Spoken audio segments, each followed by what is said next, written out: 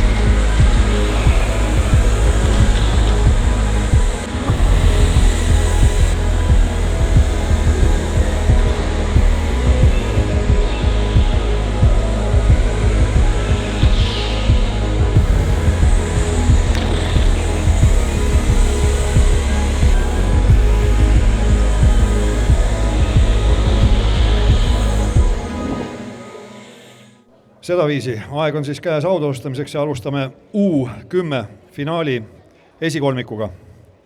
3. koht Johan Laidvee, 2. koht Aron Lind,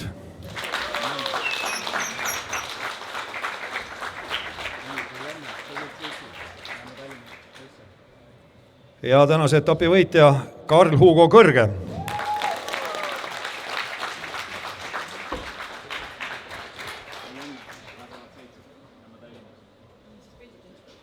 Ja ühtlasi kiirema ringi auhind ka. Ja kiirema ringi selles võistlusklassis finaalsõidis sõitis välja Aron Lind.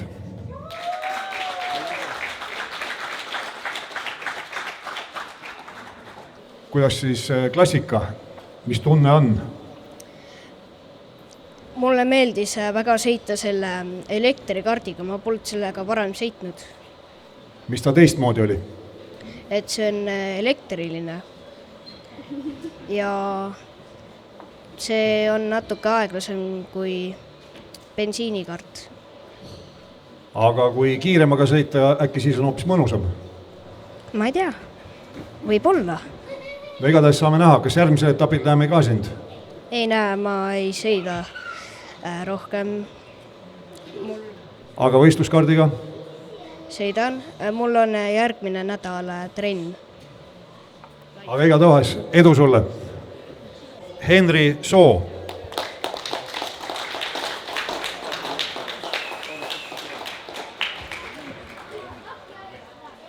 Teine Paul Leedmaa.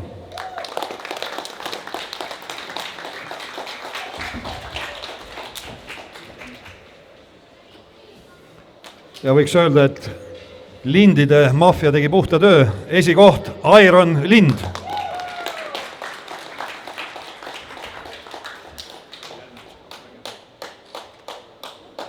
Aga selle võistlusklassi kiirem ring kuulus Armin Roossaarele.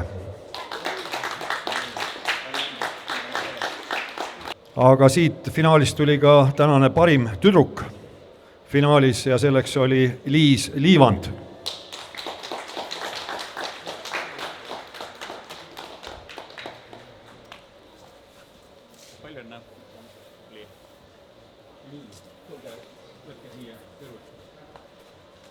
Küsin su käest, Airon, et paistis kõrvalt, et sulle tuli see võit kuidagi jube lihtsalt. Konkurendid tegid lihtsaks, kuidas tegelikult oli?